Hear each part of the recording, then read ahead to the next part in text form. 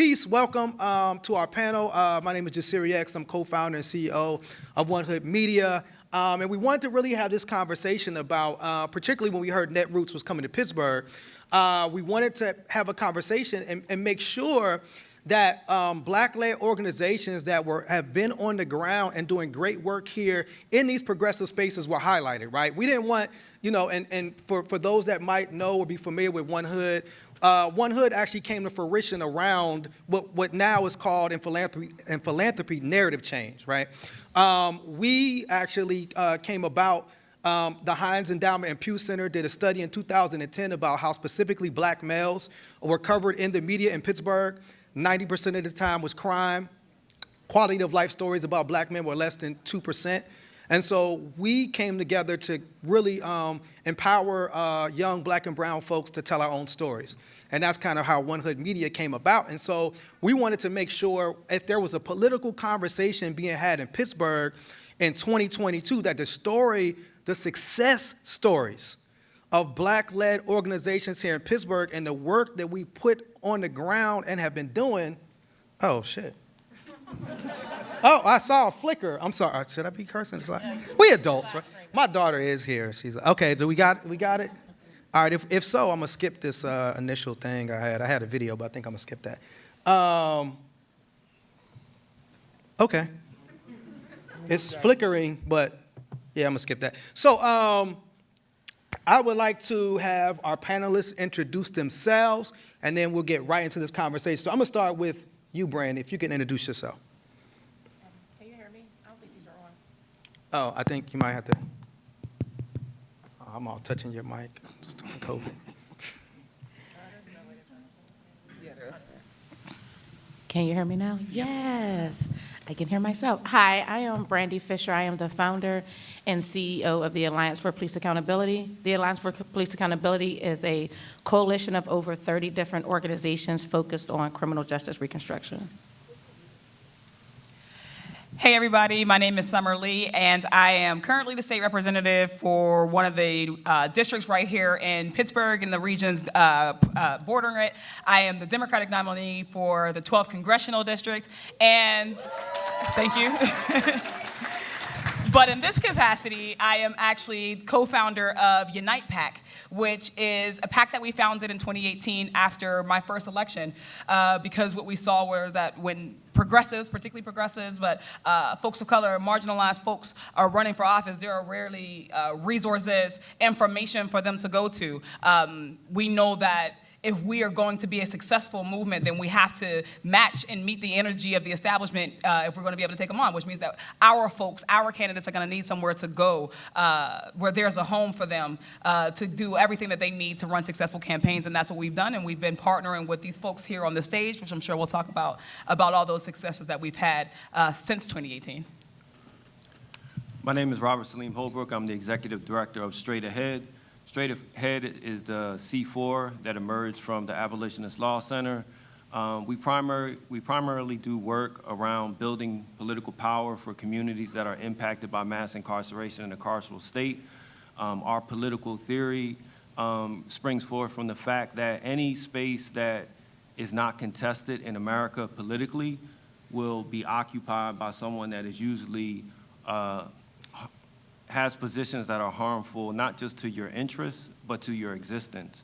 And so our work has primarily been building political power in communities that are marginalized from power and often pushed out of the room. So our work has really been ensuring that not only are we at the table, but we have a voice, and also our vision and our interests are not just recognized, but implemented. Absolutely. Hi, everyone. My name is Miracle Jones. I use she, her pronouns. I am the Director of Advocacy and Policy here at One Hood Media. And yes, that's it. All right. That's not it. Oh, So that's not it. Oh, yeah, we can't. All right. Well, I'm just gonna unplug this, and I'll just use it for my own thing. We have some cool pictures and everything like that. I did want to start with you, Summer. One of the things that's been happening in Pittsburgh, like we've been making history politically in Pittsburgh really since 2020, 2021. You know what I'm saying? Of course, 2020, we were able to kind of collectively come together, mobilize, and, flip Pennsylvania back to blue. Pennsylvania actually decided the election, you know what I'm saying? Like, if you want to give it up for us, you can. You know what I'm saying? Absolutely. In 2021, we were able to come together and elect the first black mayor in the history of Pittsburgh, Mayor Allegheny, who'll be speaking later on. We also collectively came together and elected 5 progressive judges, all women, 3 black women. We'll go into that a little bit later on in this coalition. Yeah. And then, you know what I'm saying, we had the opportunity to make history again, and we had a pretty contentious Democratic primary fight, and by 900 votes, Summer Lee was able to come out on top, y'all. So can you just talk about that, what that was like? I don't know if people know, like, it's not like you're a lifelong politician, you know what I'm saying? You really just kind of began to get into this political process, but, my humble opinion, you have been our strongest political voice from our community. So when you said you were running for Congress, like, we're all in. Talk about that initial decision to run, how the primary began, and then the opposition that kind of came up against you and you were able to have to fight. Yeah, Brother Series, right? I ran for the first time in 2018, and folks who know me know that wasn't something that I had kind of on my, in my cards. I didn't think that this is something that I'd ever not just do, but ever even be able to do. And if you know Pittsburgh, and if you know Western Pennsylvania, this is an area where when I first ran, we didn't have a black woman. There was no black woman who had served in the state house from Western Pennsylvania ever. I'm gonna be the first black woman to ever serve from Congress from Pennsylvania. Thank you. We had only one woman who served in Allegheny County's delegation. Most of the folks who serve from Western Pennsylvania are usually white, male, conservative. This is the homeland of the Blue Dog Dems. So when we decided to kind of step up and start running for office, I don't know that we knew that we'd be able to spark a movement, but what we found was that a movement was right in this area, right? That there were people who actually were yearning for the type of representation that we were looking to bring, and they were just waiting for the opportunity to be mobilized, right? To be activated. So when we first stepped up, and when I first stepped up in 2018, it was love. That's what we experienced, even as we were kind of going through these establishments, going through, fighting back against these, oppressive systems and institutions. We still were getting love from our people on the streets who were really actually very ready for that. And that's why I think we were able to be so successful. So when I decided to run in this past year for Congress, we knew that it was going to be different. Right? We knew that no one was going to let us just walk into, this particular space going from, it was different to be one of, 203 to be one of 17 and one of this region. So when we first ran and when we were really going through our campaign, I think that the thing that was most important to me was that we stayed true to what we are about and what we are fighting for. Even in a district that's majority white, a district that had become more conservative, they redistricted me out of my district. I live 5 houses out of the district now because they literally drew me out. So they threw every single thing that they could throw at us to kind of get us off. And it really, and I know what Jasiri is kind of aiming at is that, like, we had about 3 weeks left when we came from being 25 points up in the poll to being hit with an avalanche of just nasty mailers. $3 million that they put into our race to talk about, how me, a black woman, isn't enough of a Democrat, how I'm not going to be, loyal to the party, whatever. If they were trying to throw anything that they could at us to go up against us. And what we saw is that this is what a lot of progressive black women, progressive women of color have been going up against. This wasn't the first one, and it wasn't the last throughout the cycle, but it's been getting so much worse throughout the cycle because they see and they saw what we saw in our region, that we have the ability to build power here where we weren't supposed to find power. And they've seen how successful we can be when we go out and we go and get every voter who they have ignored, right? Every voter who they didn't think was worth investing in a mailer, right? Investing in a door knock. We have been over the last 4 years going to get them intentionally. And because of that, we've been able to transform this region. So we definitely were the target of folks who, they aren't just, I'm sure this is going to come up a lot in this whole Netroots conference. right? The dark money that came into this Republican money. That's going to come up a lot. I'm going to talk about it later too. But I want to be very clear about the why that this is coming up. And the why is because they don't want to see black folks who are coming unapologetically talking about the systemic racism in the system, talking about the systemic transphobia and queerphobia, they're talking about the anti-blackness and talking about the anti-poor folk, talking about all of these different issues that have been built up through this system, built up in these institutions, and they have been, upheld by not just one party. And that's why they were coming after us so hard, because we've been calling out how it ain't just, it ain't partisan. Right. And just touching on that, because, when you first ran, I think the person was like a 25-year or 20-something year incumbent. You mopped him real quick. And but then despite the fact that you did so well the first time, the second time you ran for state representative, like the established Democrats tried to come at you again, and then you won by even a greater margin. And so I guess my question is, because, here you are, I would argue, you could argue you're our most successful politician in Western Pennsylvania currently, but even as a Democrat, it's oftentimes we're like not fighting Republicans, but fighting like establishment Democrats, even though you're successful. So how do we reconcile that in this moment? That's a really good question. I think the way that we reconcile it is, first of all, we have to continue to keep our eyes on what our prize is and knowing what got us in the fight and what's keeping us in the fight. If no one was attacking our movement, then I would fear that we weren't doing something, or that maybe we weren't looking and addressing the right target. But the reality is that when you're coming up against racial capitalism, we're going to get folks who are going to throw every single thing at us. Right. But I think that the key and the reconciliation that we have there is that there are people yet to win. Right? There are still people who right now don't realize that this movement is for them. They don't realize that this is the movement that is going to not just build power for the folks that are most afraid of having power, but it is going to be the thing that lifts all of us up. It is going to be the movement that builds that better society. So there's still actually a lot of ground for us to gain. So as successful as we've been in a short amount of time, don't let people tell you that our progressive movement has not been successful. Right. It has been. But there's actually more success on the horizon, right? There's more growth on the horizon. And the reality is that there's not more growth on the horizon. They've reached their growth point, True. and we have not. So that is the victory message in this right now. All right, let's get it. Man, got me fired up. So I want to come to you, Salim, because kind of different from Pittsburgh. You're in Philadelphia, where a lot of the kind of like establishment, Democratic base are black people. And I know one of the things, or one of the critiques of like progressive organizing in a place like Philly is the progressive movement is white. And it's like it's, somehow coming to kind of take power away from like the black political class in Philadelphia. How do you, as a black progressive that's and straight ahead and your movement has been having success in Philly, like how do you deal with those critiques coming from, people that look like us? The first way you deal with it is head on. A lot of our people in the movement are black and brown leaders, right? So we put them out front articulating what we're struggling for, right? But also, we are coming for power.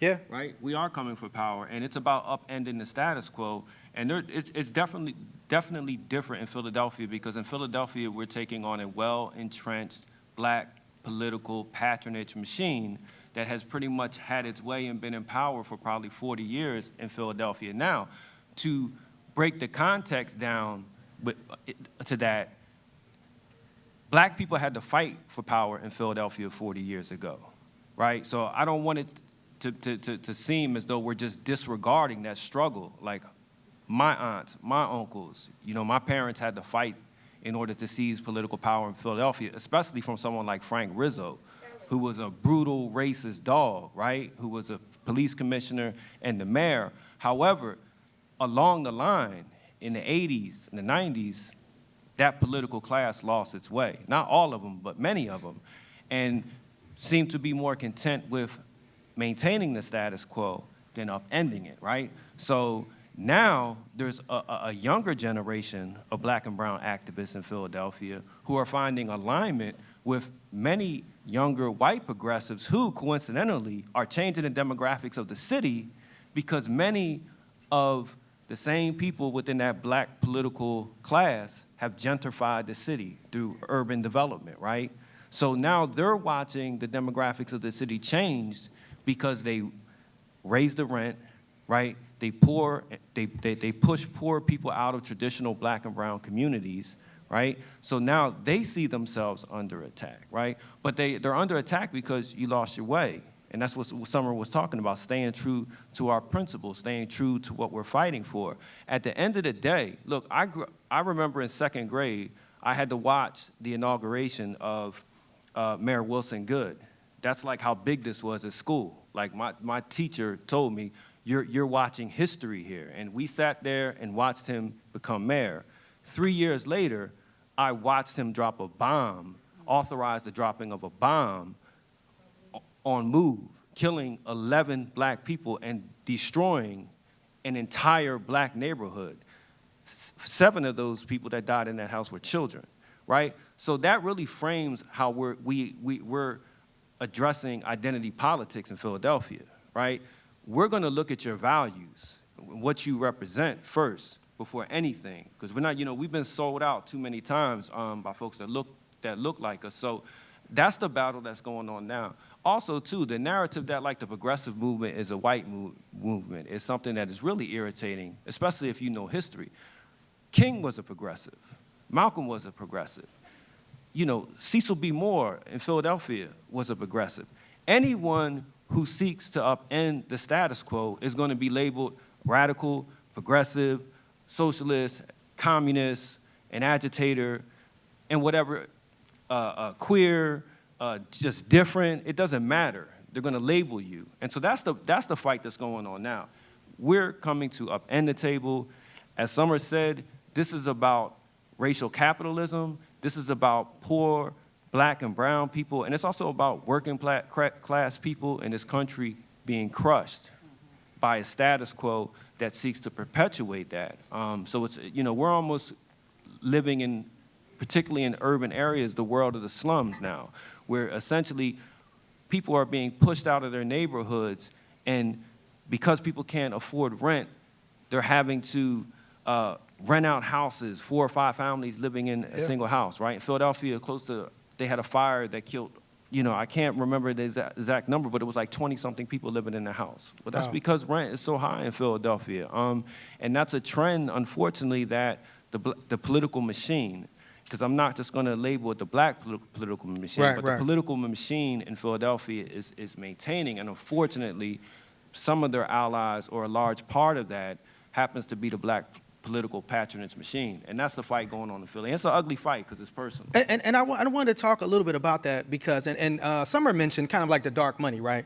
Because, what you're seeing right now, you have like billionaire donors, like a Jeffrey Yaz, who is now like donating to young black politicians, right? Democrats, to kind of push these, antiquated ideologies and policies, right? I know you all were really successful in pushing back on, I think the brother's name is Eamon Brown, who really tried to bring back like mandatory minimums after, we thought that conversation was over. We thought like Michelle Alexander ended that, right?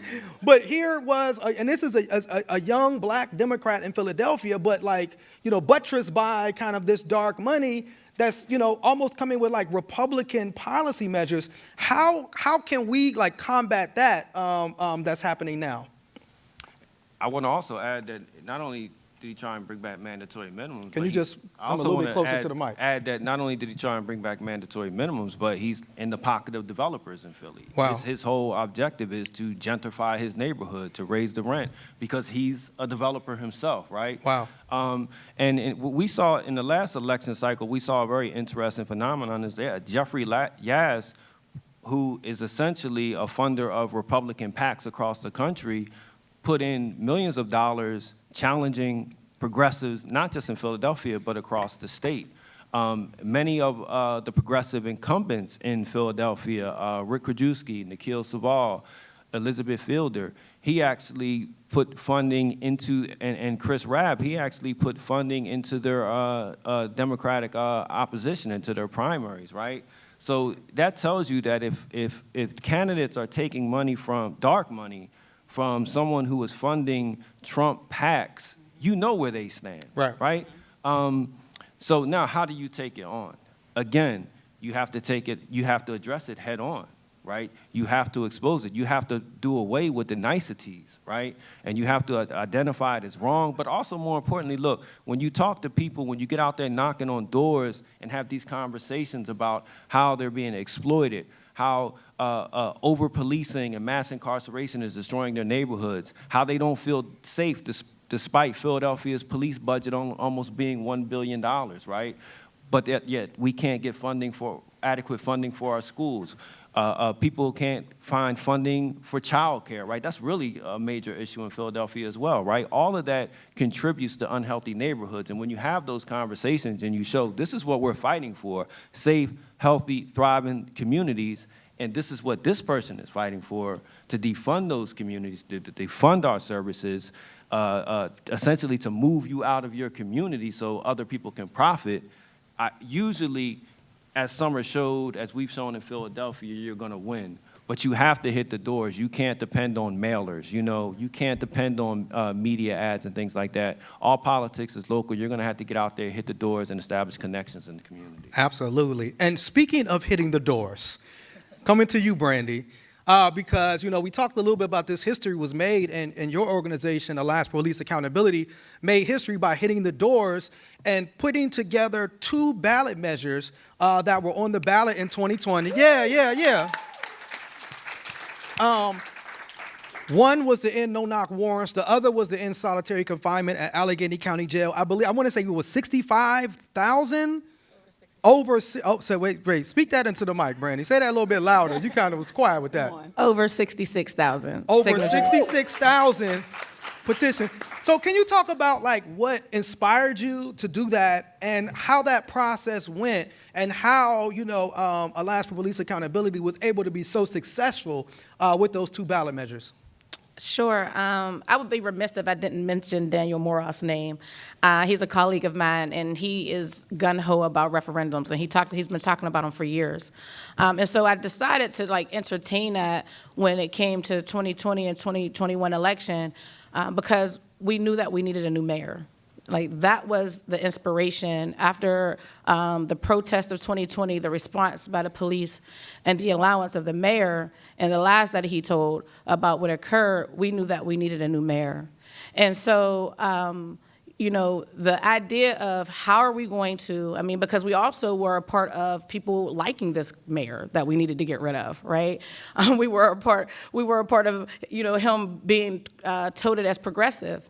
And so the question was, you know, how do we have this conversation with people about, you know, how people change, and you still want them to vote, and you still want them to believe in their vote. And, you know, often people say that Black and brown folks don't vote. Right? That we hear that across wherever. If you're into politics, if you're into registering people to vote, you hear that Black and brown folks don't vote. But what we know as being Black and brown folks ourselves is that often politics doesn't equate to a change in our lives, right? At the end of the election, we don't normally see a change in the quality of our lives. And so then we then think that, you know, our vote does not equate to change, right? So why would I go waste my time? And so we decided that we needed to have something on the ballot that would drive Black and brown folks and even poor white folks to that ballot, right? Especially when we knew that we then were going to have a Black candidate, you know, running for mayor. We needed to get that demographic out. And we know by looking at the election of Obama that Black people do vote, and that when they do vote, that we upset elections every time. And so we needed to tap into those folks and reassure them that their vote could equate to change. And our organization had went with One Hood to Kentucky with Miss Michelle Antoine Rose's mom to visit the mom of Breonna Taylor.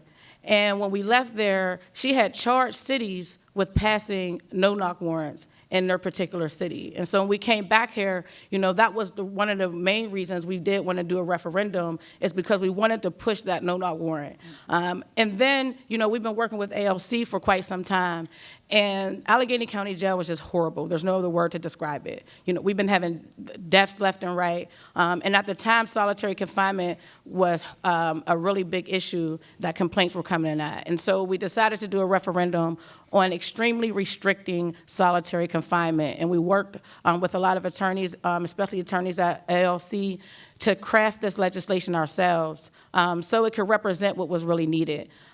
We did go to the city of Pittsburgh first. We did go to city council first, and we tried to work with folks, and we said, we just want to get these 2 measures passed. We could work with you, and we got a flat-out no from the mayor at the time. And so, we can't stop there. We cannot depend on people to make decisions for our lives. We can't, because then we're conceding power to them. And so if we're saying that the power is with the people, we really have to put that into action. And so we decided to show people that, the power doesn't stop with the mayor. It actually starts and stops with you. And so we were in the middle of a pandemic between December and March.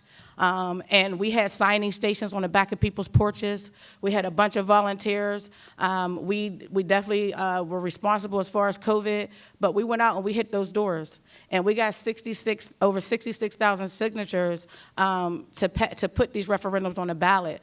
But the kicker for me was, even once they were on the ballot, I was concerned about the Allegheny County Jail referendum, right? Because the city is one thing, but the county is a much further reach.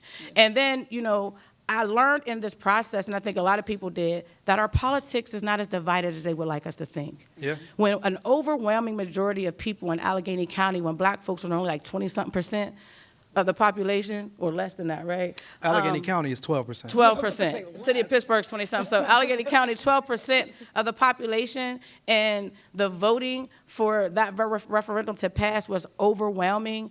It really showed us that we had more people on the right side than we believed. And so, it's been something that we want to do again. It was something that taught us ourselves how much power that we have in this region, and that we don't have to believe the hype. As Jasiri talked about the narrative, people really are progressive, and people really do want what's right, not just for themselves, but for other people. People do still carry love in their hearts, and not only just move back interest.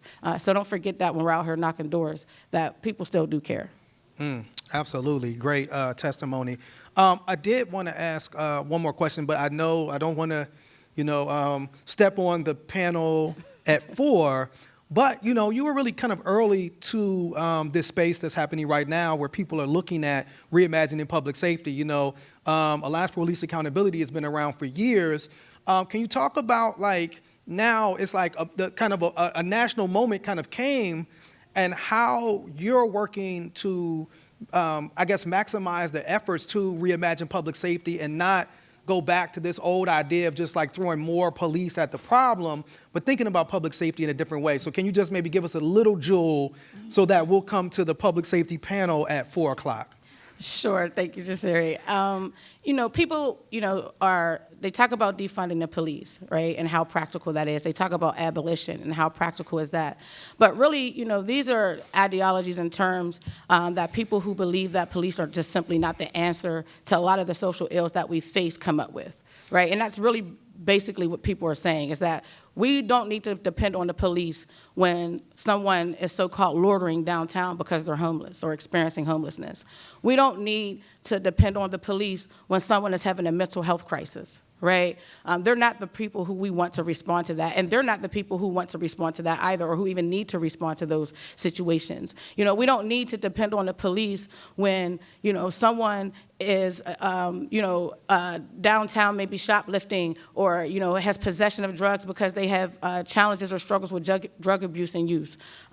Just putting them in jail is just going to make that more difficult. It's just going to cause more harm. And so the idea of reimagining public safety is finding alternatives to address these public health crises and even violence, right? Because we use fear-mongering all the time. And True. we have this idea that violence is so pervasive. And when we think of violence, we only tend to think of gun violence. And if you want to hear the real statistics around the story of gun violence and actually how much violent crime actually happens in our nation compared to all the other things I just named, see us at 4 o'clock for the Reimagine Public Safety. All right.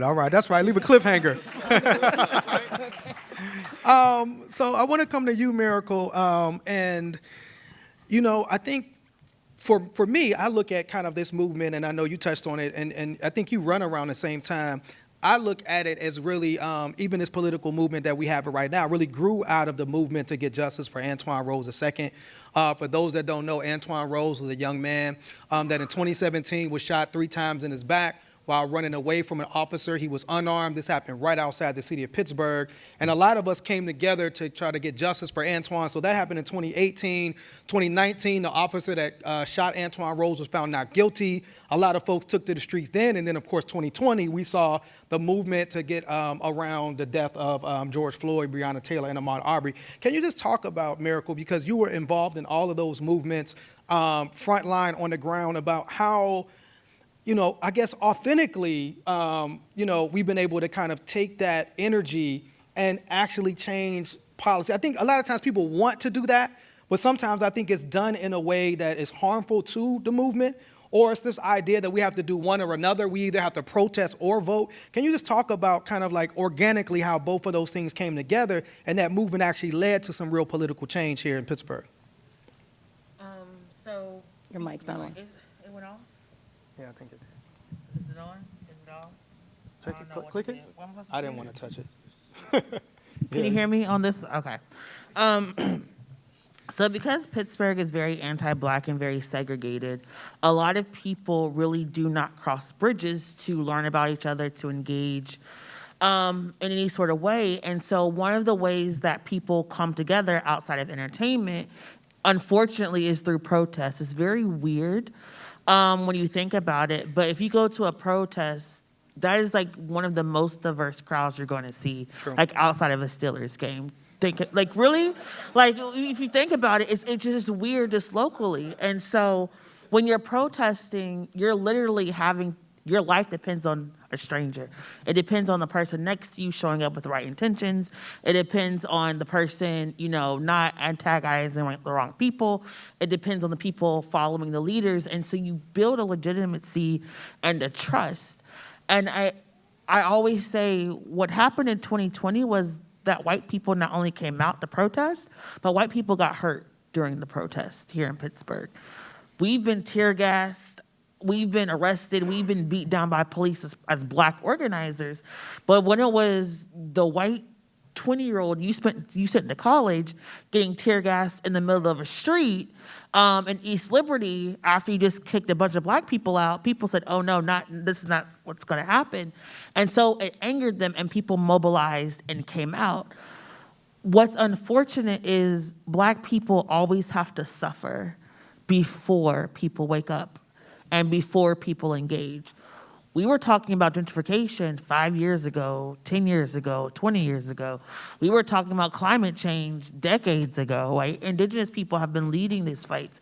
People living with disabilities have been leading these fights, but because we didn't value their lives and their stories, now we're here like, oh, we can't breathe. There's a salmon shortage. There's a chicken wing shortage. There's all these things, and now we're all upset about it. But it was like, if you just listen to us, and what Brandy was saying is, we go to these politicians and be like, hey, we see this thing is happening. Could you just pass this legislation? And in Pittsburgh, it's weird because 90% of our leaders are legacy. They can pass anything, and it doesn't impact them at all. Like, it will not hurt their records, their numbers. They just don't care.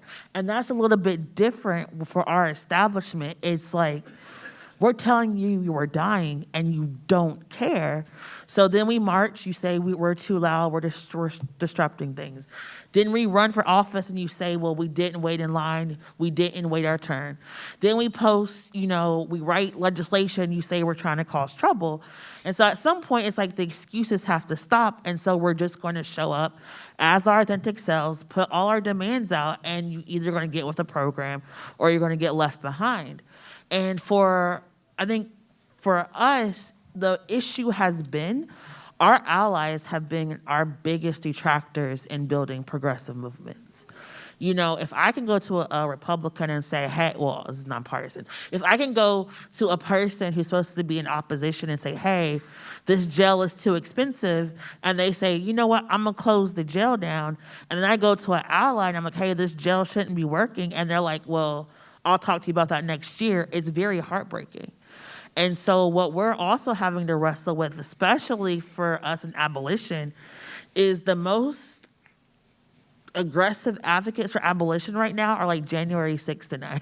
Like, they're the ones who are like, forget defund the police. Like, we are like the FBI, we're shooting stuff up. We're taking, and we're like, wait, what is happening? And it shows us what happens when people in power support you. Our politicians who are our allies will not support us, but these people who literally tried to stage a coup, the most moderate person of their party will still stand by them.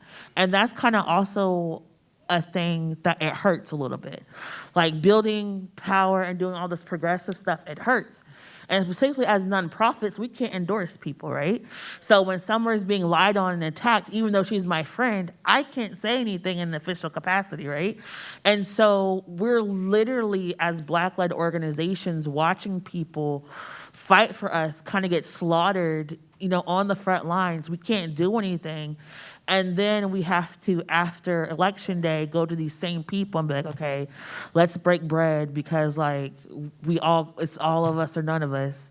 And people, I think for Black organizers, they take our love for progress and our need for change for granted. True. And now we're saying no more. Whether it's Biden, whether it is a party, we're really pushing back. And so we're seeing resistance come from right now our allies. True. And that's what's the hardest part about building the power now. I just wanted to add on to that really briefly. That is exactly what moved, when we're talking about the referendums, we were able to use that energy from those protests. And I think that's why the overwhelming majority of people were for them, because they seen, we didn't have to tell them. We didn't have to convince them. They saw what happened, and they also experienced themselves. And, like Miracle said, there were a lot of white youth down there. And so their parents, seen what happened to them as well. And this is what I try to tell people, that this is not just a race issue, this is a class issue. And so, this is also coming against when you're standing up against power, when you're standing up against their property that they're protecting, they don't care who you are. They're going to bulldoze you over. So a lot of that power came from, a lot of that energy came from those protests. And we like to say we went from protest to power and went to the ballot. Hell yeah. Absolutely. So I have one more question for you, Miracle.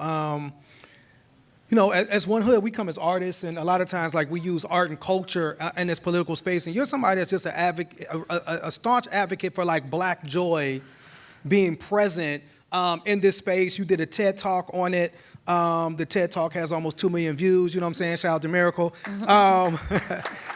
So can you talk about, because oftentimes I think people look at protests and we're fighting in this space, and that's sometimes why people don't want to come into it. Can you talk about how we find and make sure joy is a part of the movement that we're doing as well? Joy, I think, has to be a part of everything, because we all can't be in prison. We all can't be fighting, we all can't be distraught, and we can't let these systems break us. And you have to have hope for a future. You have to have that you have to believe that you're going to win. To me, joy in protest is building friendships, building relationships, learning about new ideas, When I went to Ferguson during when Mike Brown was murdered, there were complete strangers who were like, "Come stay in my house." You know, normally I would never just like go on Twitter and be like, "I need somewhere to stay," and just like pop up in somebody's house, right? But here I am, like, okay, fine, we're building community. And that was something that was like eye-opening, because when you go to a protest, you're literally watching the state tell you they don't give a damn about your life. Right. And you need something to fulfill you. You need something to feed you. And to me, that is joy. And I love it when we chant, when we dance in the street, when we're like, you haven't broken us yet. We're still here. We're still happy. We're still building bonds and solidarity. Even if we're stressed out, even if we're having personal issues, we're still coming out because we're validating that our lives and our existence matter. And I think that is what is a beauty of like organizing and protesting. A lot of us are moving because we want better for ourselves and we want better for each other. And not only is that joy, that's a love that a lot of us don't get back. And a reality that a lot of us will never get that love back, because most of the wins that we get, we will never see the fruit of that labor. Wow. You know, most of us are fighting for things that is going to make somebody else's life better. And I don't think we ever take a moment to be like, oh, wow, like we're really out here trying to do something for a complete stranger. And that, to me, there's like no greater love than that, and that should be celebrated and honored, and that's why I push for like joy. So I'm always for a party, I'm always for a kickback, I'm always for like, let's come together, let's get some food, and let's just like celebrate what we've done, and then move forward. So like when we had a protest, one of my favorite pictures, I think Honey took it, and it's like me, Summer, we're just like dancing on Penn. And we literally thought we were about to get tear gassed like 5 minutes before. Like, like we literally were like 5 minutes before, we were like, the police are about to, we're about to, oh God. And we were like, can we all fit in the jail? Like, where are we all gonna go? And then we just busted through as a group. We were like, we're just gonna take Penn and we're just gonna keep going. And then I didn't realize I was like over 1.5 miles. And then we just kept going. And then we just started dancing. And it was just like this amazing, just like a moment of like relief and happiness. And I think that's why we're here. And that's why joy has to be centered to our movements. Absolutely. In the immortal words of Beyonce, you won't break my soul. By the way, speaking of party, we're going to be on the rooftop later on today. You know, if you want to kind of party on the rooftop, see this brother right here. He got the tickets, Mondale, from the Black Male Voter Project. So I know it's a lot of other parties going on. We're going to be partying tonight. So I have one more question for everybody, and it's for the whole panel, and then I want to open it up to folks. If folks have any question in the audience, I don't know if I'm allowed to do that, but I mean, I'm just figured you all might. I'm allowed to do that? Okay. So we kind of came together, and I'll start with you, Summer. We had an opportunity in Allegheny County where we had 9 judicial seats open for the Allegheny Court of Common Pleas. And, you know, that was an unprecedented moment to have that many judicial seats open at one time. And a lot of people, like, it had to be maybe like 20, 30 people like ran. So immediately we were kind of worried, like, how do we make sure that we get these progressive voices that we need, like, voted in, and how do we relay that message to our community? So we came together, One Hood Power, Unite, Straight Ahead, and APA PAC, and we came up with this idea of a slate of 8, right? And folks got, like, interviewed everybody. We kind of came together. We voted collectively, and we came up with this slate of 8 judges, 5 of whom were elected. All 5, you know, are women, 3 black women. And so, that was powerful. So just talk a little bit about, and I want everybody to just weigh in on that process, how it came together, and what, you know, you really took away from, like, that combined unity leading to success. Listen, I've been waiting for this one. This is my favorite story because the panel is literally why we're winning. And I want y'all to know that we ain't just winning. Like, we tore some folks up on this one. And I think it really speaks to, and I need to lay the framework for that one because it really speaks to how far we've come in a really, really short amount of time. And I was thinking when Miracle was talking about I would say, the former limitations that some of our greatest partners have when it comes to electoral work. Because we have a lot of organizations, we have a lot of folks, Black-led organizations, that aren't able to be explicitly partisan because of their C3 status. So when I first teamed up with folks to build Unite, the whole purpose of it was that we want to be unapologetically in politics. Like, we want to be able to yes and no the folks who we want. We're giving money to the folks who we want. We're not endorsing the folks who we don't want. And I can tell you that in the time that we have existed and we've won many big races, we've had people come to us and say, well, why didn't you get in this one or why didn't you get in that one? But it speaks to what we are able to build when we get rid of the limitations. So to see, and when we found out and saw all of our greatest partners starting to get their C4s, right, starting to get their packs together, we knew that we had just a once in a generation moment here in Western Pennsylvania to flex on the devil real strong.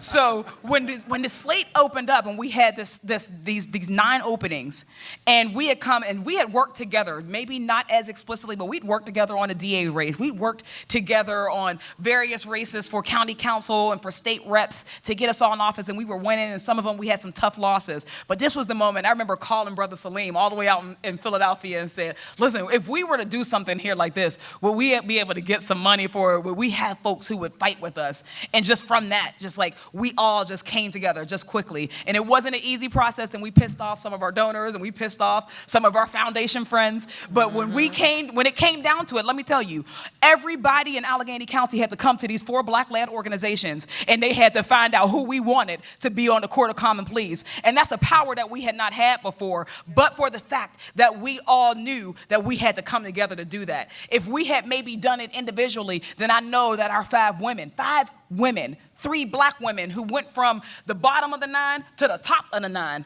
Our Black women were the number 2 and number 3 vote getters in that race in Allegheny County, because we put every effort that we have. So when I say why we are winning, it's because we are hitting it from every single angle. With APA, we had the expertise on police accountability. We had expertise on how we are running our ballot initiatives and how we're canvassing and knocking on doors. We had that with Unite. And with Unite, we were able to fundraise explicitly so that we can get our candidates some money, so that we can make sure that all of our progressive friends were out knocking on doors, all funneling our energy into the same spaces. With ALC, straight ahead, we had the expertise on what do we need to be looking for in our progressive judges? What are we looking for, or what are our red flags that we don't want to have in our judges? With One Hood, we had the power of our Black media, making sure that we were amplifying the voices of those folks who were on the ground of our candidates so that they weren't getting drowned out in the media. We literally built a juggernaut so that when they came up and other candidates came up against us, they were talking about how it might not have been fair the way that we were flexing. So I just wanted to show the gratitude, but also say that this is a model that we can be using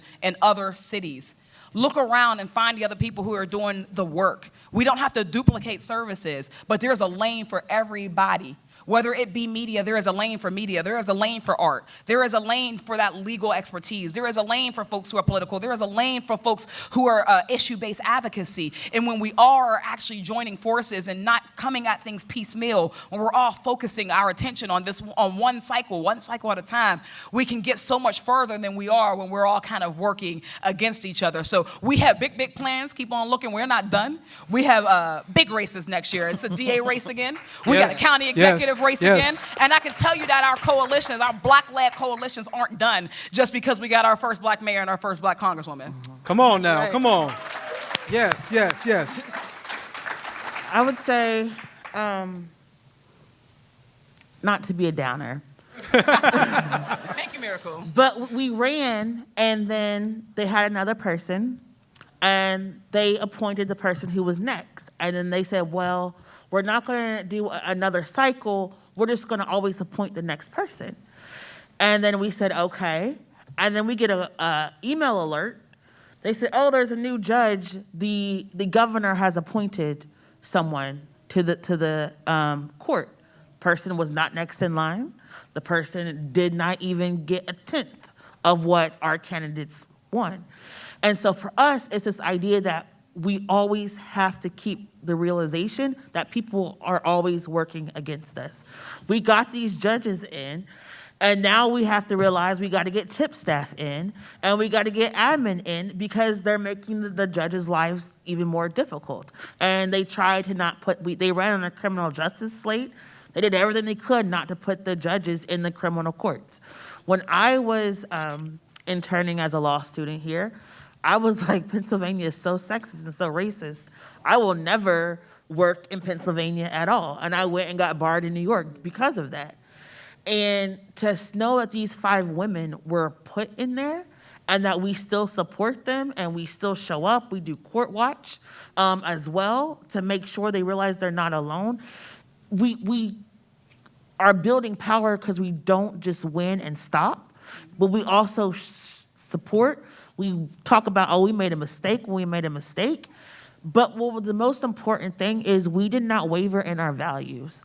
A lot of progressives think that the only way to win is to start to compromise. And the next thing you know, you've compromised everything away and you have nothing to run for. And you have nothing that's going to bring people out. Because at the end of the day, if somebody wants a light version of oppressor or the actual oppressor, they're going to go with the oppressor. Just because that's the person who's honest and who they know. And so for us, the reason it was so important is that when people came and said, oh, these are pro-crime organizations, oh, these are radical organizations that are trying to disrupt Pittsburgh, oh, these are black identity extremist organizations. It was like, well, not everyone's black, but okay.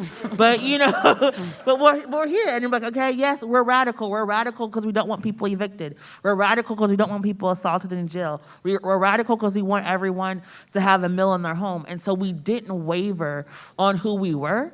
We didn't let people define us, and we didn't let people define those who are associated with us in order to keep going. And that's also something that people need to do when they're building wherever you are, is keep your message. Stay true to your message, because once you start to falter, you're going to fall.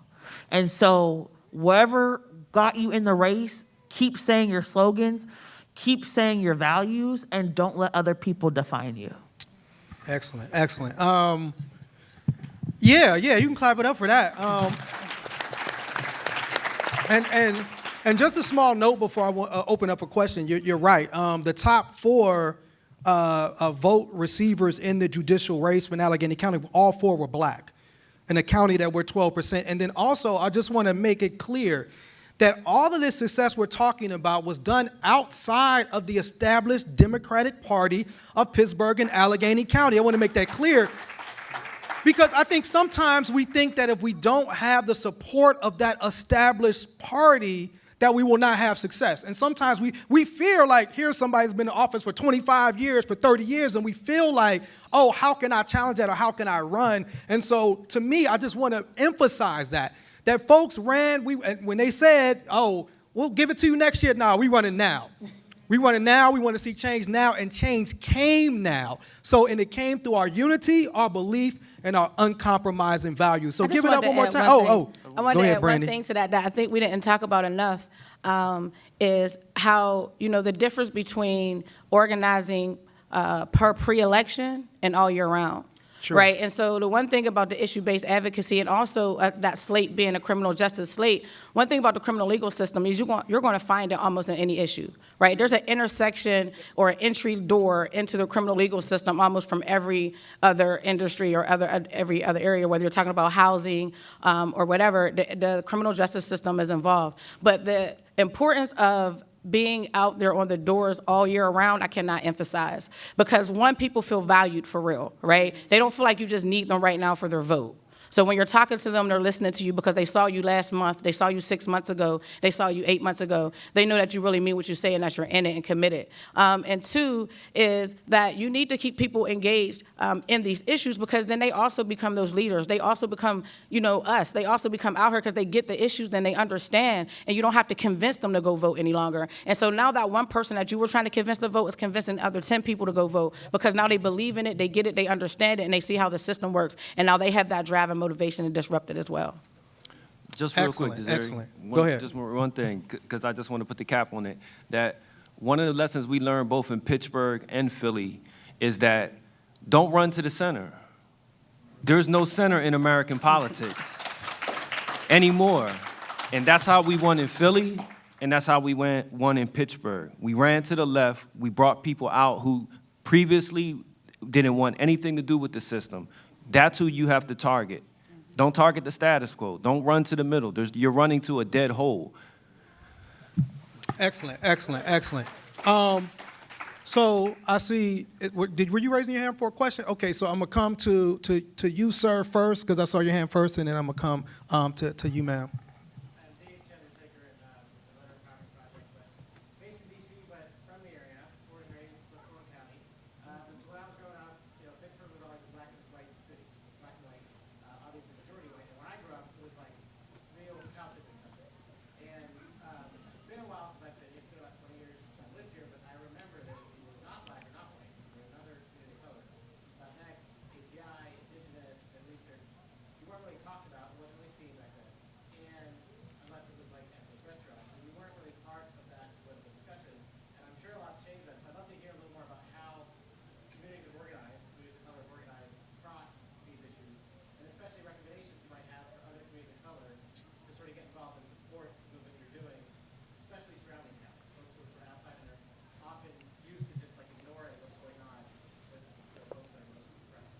Absolutely. So I'm gonna just repeat that because he wasn't on mic.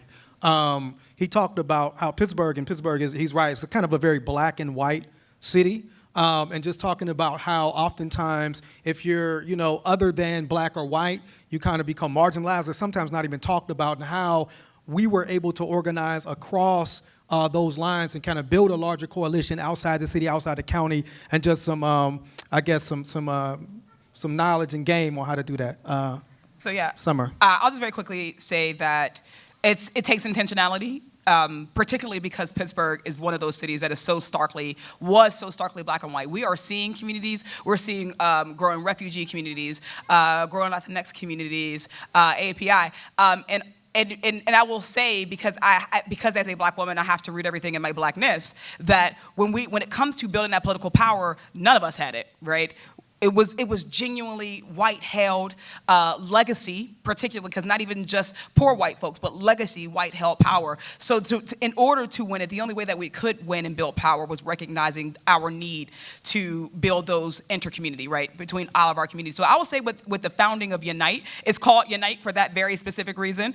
And when we were building out the board and leadership of Unite, we built it with that in mind, making sure that we had expertise from folks who come from different communities, who don't come from the same perspective as me or as others, which is why of our board members, we have Jewish folk, we have Muslims, we have our leaders in our Latinx community, black women, of course, and we have folks from various issue-based organizing. So even contained within our original 9 board members, we were able to hit probably and build one of the most inclusive leadership boards of folks. And because our leadership reflects the lived experiences from various places and various groups, we are also building together outside of that organization. So we've built a little family together, and we've checked on each other's communities, right? When we make sure that when we make decisions, because we are explicitly political, but we make sure that when we are building policy, that we're checking in with those folks who are now built-in stakeholders. So we make sure that those communities now have a voice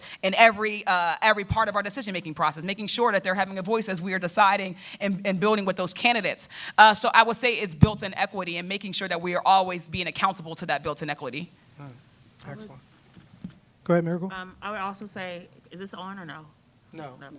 I would also say checking your privilege, right? You always ask who's not at the table, who's not there. But for one of the biggest things in the mayoral race was that there was a vote a few years ago for the E-Verify. And so there was a split here locally between the black and brown community because of that vote. And what we did as organizations, we didn't downplay it, right? We didn't say, oh, you're trying not to get this black man in office. We said, okay, this is a mistake on our part as organizers. We didn't reach out. We didn't get your feedback.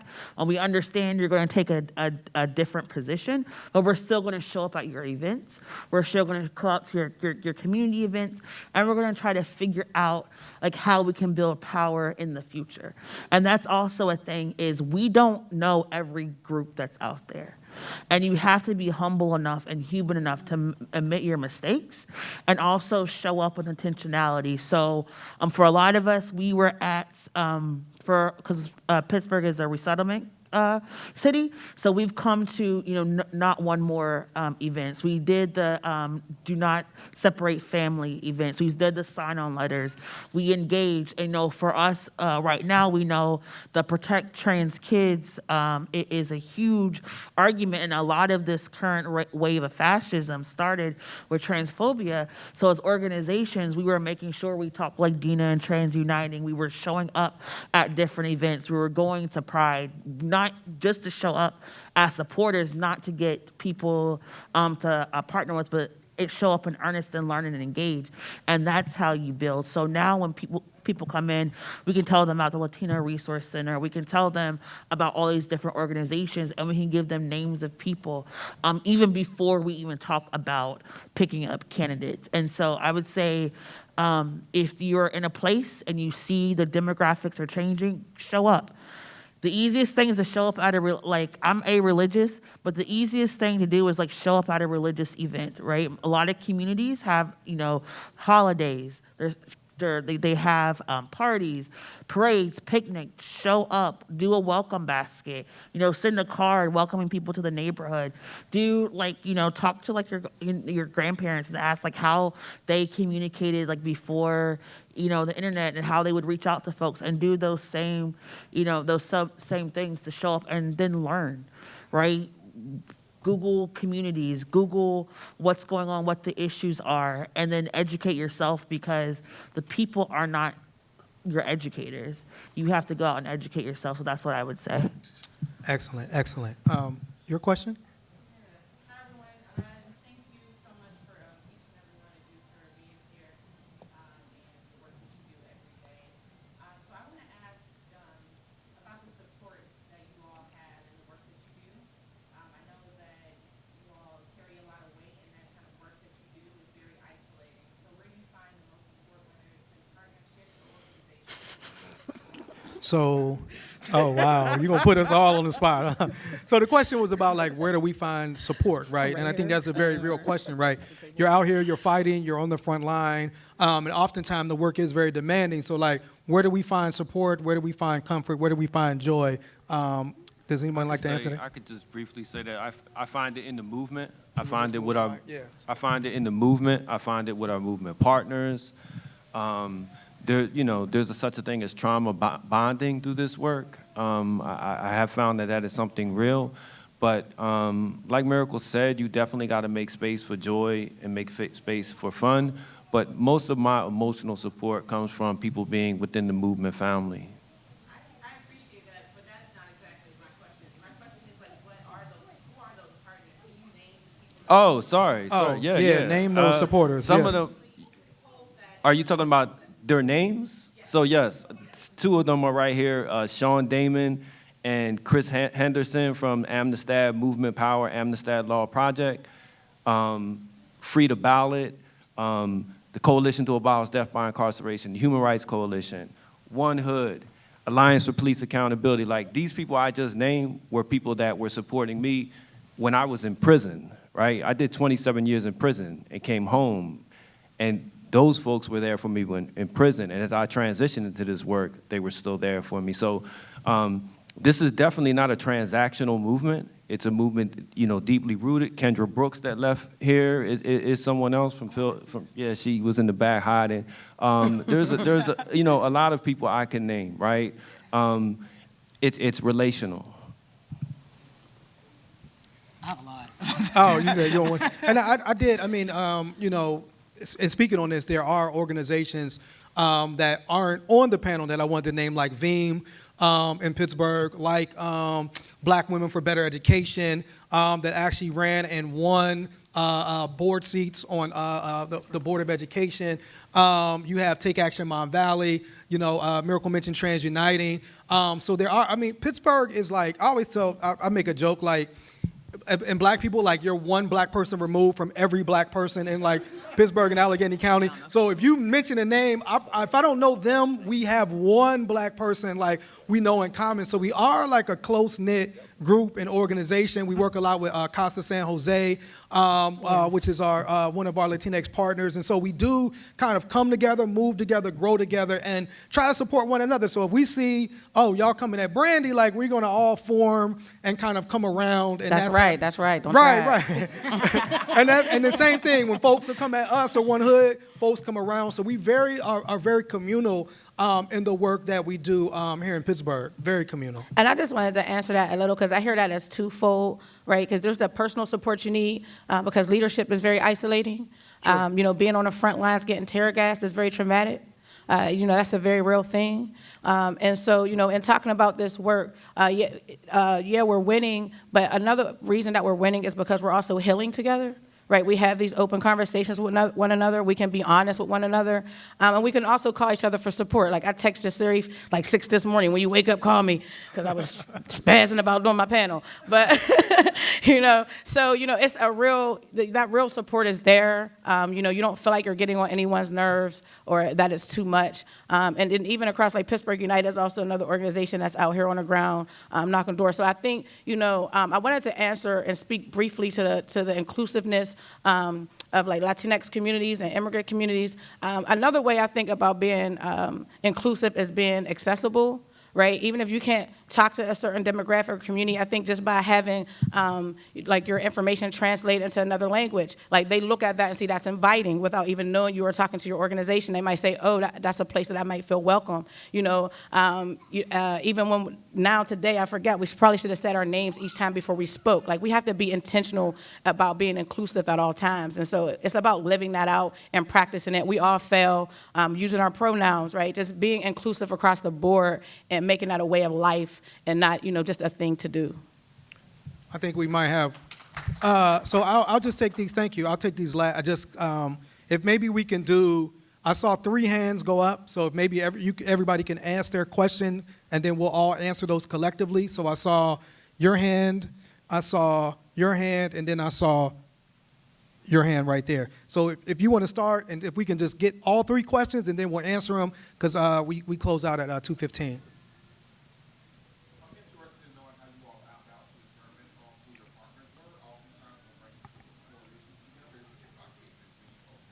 Right.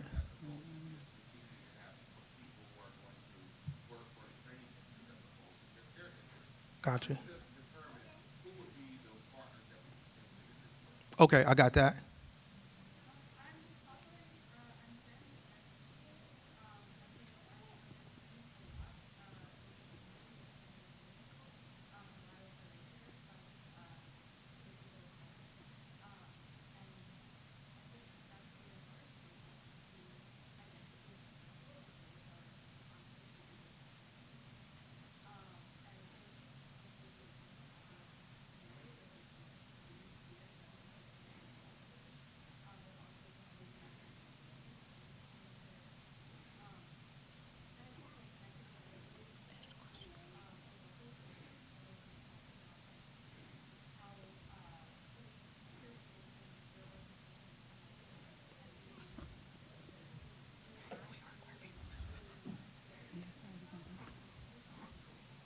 Right. Okay, I got that. And then. No question, just want to lift up, especially with Brandy.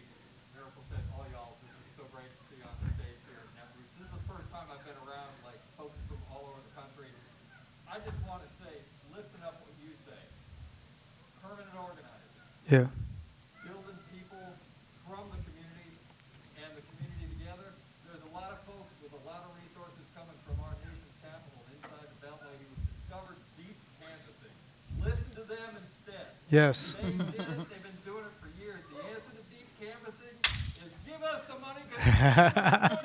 That's right. That's right. Support these organizations. So I did. Dina, can you come up here and Yeah, I'm gonna put you on the spot. I want you to. You sure? All right. Because the one question was about the erasure of queer Black folks a lot of times in this movement and being intentional. So I did just want to, give you the opportunity to say. But she's not saying if you ask Dina, it's Trans Uniting. We could talk about that up there, like how to balance that And then there was also a question about how we mapped everything, like how we decided that it would be us, and like how we didn't just grab a whole bunch of organizations, but how we kind of focus on folks that we know. So mapping question, and about how we're lifting up our particularly our Black queer brothers and sisters. See, we just worked together about who was going to talk first. So one, the mapping question, you know, as we all talked about, we live it out, values. We connected with who centered our values, and also being a people of color-led organization. But organizations that, you know, who we know we weren't going to have to educate. Right, they got the issue. We knew what was going on, and we've already been working together. Right, so they have a proven track record because they've been beside our at our side for years doing this work. So there was no question about, you know, their interest, their intentionality, or why they were at the table. So I would say that was like number one. It kind of just was a no-brainer in who was going to be a part of that coalition. Two, well, Miracle, I'm gonna let you speak to the second one solely, but I don't want to just put you on the spot like we put Dina on the spot. But Dina put you on the spot. You too. Okay, I'm sorry. Dina did put you on the spot, though. You know, but Dina is a central part of the work, and we do uplift leaders, you know, who are queer. But you know, I want to just highlight that one thing we have to be very careful about is thinking that we understand people and know their identities. Like, we don't know who on this panel could be queer, right? And so in leadership, you know, it is very important to be inclusive, but, you know, it's also important for us to know that, you know, when we all come together, we're representing each other, and that we're representing each other thoroughly in any way. But we like to, and I know a lot of people say, like Dana say, don't put me on the spot, but we definitely do like to uplift our leadership. I don't want to speak on behalf of a community, like I don't want anybody else speaking on behalf of my community, so we try to respect that, but we also respect that people also don't want to be tokenized, right? And so there's a balance between that too. And so that's something, even when you're talking about building coalitions and winning progressive things, that you really have to be mindful and intentional about, because even though you can be moving with the best intentions, you can really be harmful. And so this is something that I think you just have to constantly educate yourself on in your own time, and do your own work on that. And I think we all have to do that as leaders. Excellent point. Well, now that everyone's yelled that she's the queer on the panel, what I would say is, no, I'm just saying. I didn't say anybody else. It said me. What I would say is you have to show up as your authentic self. And like for me, when I was on the mayor's advisory council, people were saying I wasn't queer enough to represent people, you know, in the city. So there's always that balance. But you show up for organizations. There's Trans Uniting, there's Sisters, there's Allies, there is the Human Rights. Dreams of Hope. Yeah. There's a whole bunch. Tea. There's True Tea, there's Project Matters. There's a lot of queer organizations within the city, within the county. There's Sisters PGH. What is Shantae's group? The Diamond Love Project, the Love Diamond Project. There's Black Young and Educated. So there's a bunch of organizations that are out here, and the way we engage is we look at the issues, we push back against homophobia, transphobia, and we understand that when we advocate for issues, people look at us as a safe space. So then we do our own education. We are in different like training pods where we're learning things. You know, a couple of years ago, some of our staff didn't know what pronouns were, and you know, so we get that. People didn't know what. Not to trigger anybody, people didn't know what conversion therapy was, you know, so things are happening. So we're always like educating and engaging like ourselves and each other. And that's how we bring issues to the forefront. So when we talk about, you know, hate and how, you know, Pittsburgh has no hate here, we're talking about, well, how is that possible when we have a homeless population that's queer? How is that happening when we have trans people being put in solitary confinement in the local jail and being placed with the wrong, you know, gender population? And so learning the issues, that's how we've been able to center folks. That's been how we've been able to make places safe. We're all going to make mistakes. So when we get called out and canceled, we engage, we learn, we apologize, and we do better. Excellent. So with that being said, you know, continue to support Black-led organizations, organizers, candidates, and yeah, we'll see y'all later on. We'll be here. We're in Pittsburgh, so, you know, If y'all need some recommendations, y'all want to kick it, holler at us. Peace. One Hood, y'all.